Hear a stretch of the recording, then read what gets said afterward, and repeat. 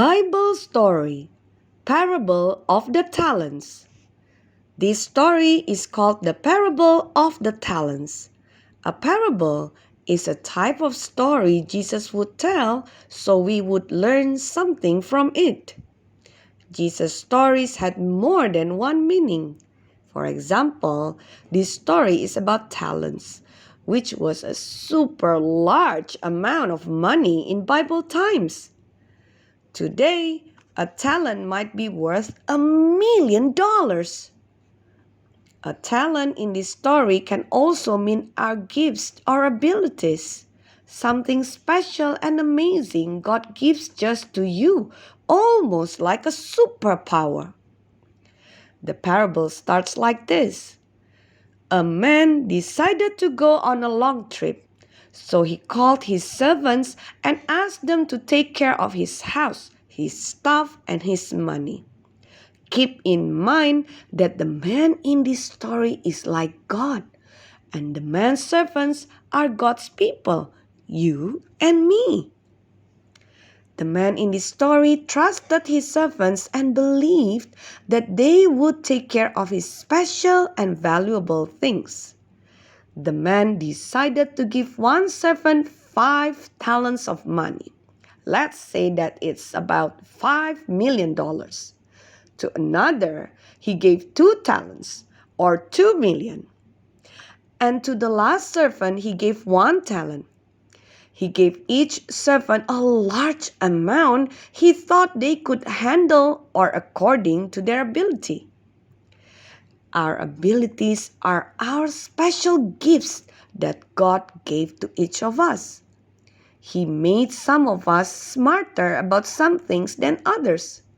Some of us are good at memorizing. Some of us are better at certain sports, and some of us are better at knowing how to help others. Some can solve problems better, and some are more generous. Our ability is something special that we have that's different than anyone else. Back to the story. The man left on his trip and the servants each did something with the money that they received. The man with the 5 talents went right away and used his money and got 5 more. The man with the 2 talents also used his money wisely and gained 2 more talents. But the man with 1 talent took his talent and buried it in the ground to keep the money safe. He didn't even try to do something with it. He reminds me a bit like a dog that buries a bone. He had lots of time to do something with his money. He could have bought some seeds and planted a garden and made some money, but he didn't do anything. After a nice long trip, the master came back and wanted to know what his servants did with his money. The first man with the 5 talents said, "You trusted me with 5 talents, and I made 5 more." His master smiled and replied, "Great job, good and faithful servant. You are trustworthy with a few things, so I will put you in charge of lots of things. Come, celebrate with me." I think it's interesting that the master says he trusted him with a few things. He gave him $5,000,000. That's a lot of things. But to this master, it was small compared to what he would give and trust him with now. Then the man with the 2 talents came and said, "You trusted me with 2 talents, and I made 2 more." His master smiled and replied, "Great job, good and faithful servant. You are trustworthy with a few things, so I will put you in charge of lots of things. Come, celebrate with me." Then the man who received the 1 talent came and told his master, I know you work hard for your money, so I was afraid to lose any of it. I decided to bury it and keep it safe. Here is your 1 talent back. The master was not impressed and said, You lazy servant! At the very least, you could have taken the money to the bank and you would have at least collected some interest from it.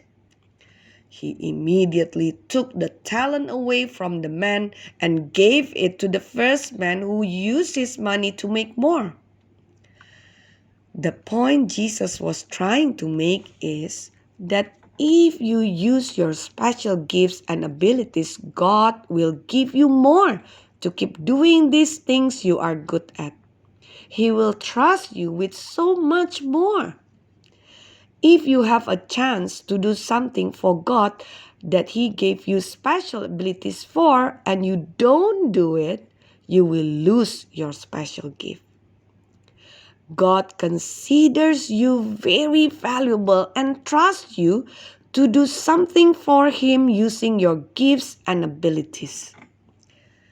If you have a chance to do something and don't because you want to watch TV, play video games, or because you just don't want to do anything, God will take that valuable gift and give it to someone who is doing something with their gifts. Maybe you are not sure what your special abilities are yet. Ask your parents or teachers what they think your gifts are. Listen and watch when others compliment you or notice something good about what you're doing. To you, it might be something small, but to God, it's a very special and valuable gift that only you can give. If you keep using it, God will continue to make it bigger and better.